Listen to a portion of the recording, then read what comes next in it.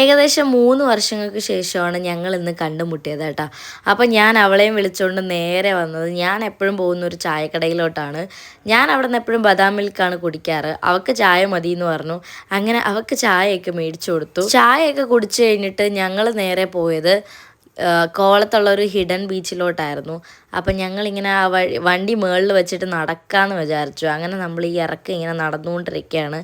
അപ്പോൾ അവിടെ അടുത്ത ഏതോ അമ്പലത്തിൽ ഉത്സവമായിരുന്നു ആ സമയത്ത്. അപ്പോൾ അമ്പലത്തിൽ ഇങ്ങനെ പാട്ടിട്ടേക്കുമായിരുന്നു. അപ്പം ഞാൻ ആ പാട്ടിങ്ങനെ പാടണ കേട്ടിട്ട് ബിസ്മി ഭയങ്കര ചിരിയായിരുന്നു.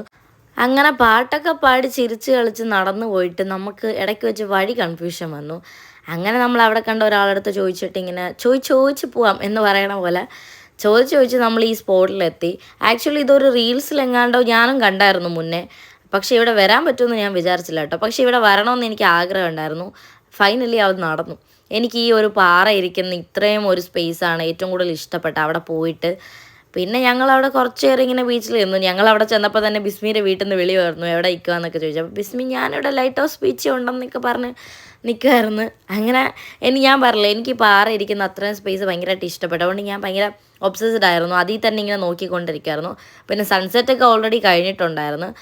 പിന്നെ ഞാനിത് അവിടെ പോയി ഇങ്ങനെ കുറച്ച് നേരം ഫോട്ടോ എടുക്കാൻ വേണ്ടി നിന്നായിരുന്നു. പക്ഷെ അപ്പോഴത്തേക്ക് തിര വരണ കണ്ടിട്ട് ഞാനിങ്ങനെ തിരിച്ച് നടന്നു വന്നു. പിന്നെ ഒരു 6 മണി കഴിഞ്ഞപ്പോഴത്തേക്കും അവിടെ സെക്യൂരിറ്റി വന്നിട്ട് എല്ലാവരും പറഞ്ഞു വിട്ടു കേട്ടോ.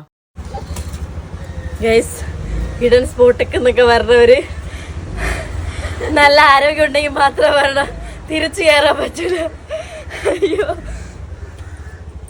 അങ്ങോട്ട് ഇറങ്ങാൻ നേരത്ത് വലിയ കുഴപ്പമൊന്നുമില്ലായിരുന്നു. കാവടി തുള്ളിയായിരുന്നു പോയത്. തിരിച്ചു കയറാൻ അത്യാവശ്യം പാടുപെട്ടു. പിന്നെ അവിടെ നിന്ന് നേരെ പോയത് ബിസ്മിയുടെ വീട്ടിലോട്ടാണ്.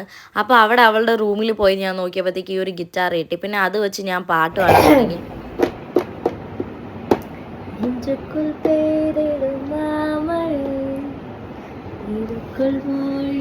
എടി ഇത് ചെയ്യാടി, വാ.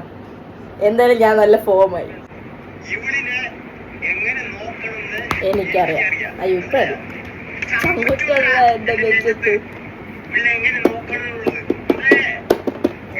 പാട്ട് പറയാനേ.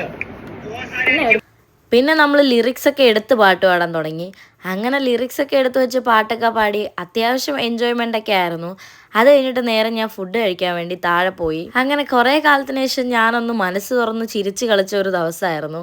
ഞാൻ ഭയങ്കര ഹാപ്പി ആയിരുന്നു അന്ന്. അപ്പോൾ എനിവേയ്സ് അത്രയേ ഉള്ളൂ video. Thank you for watching.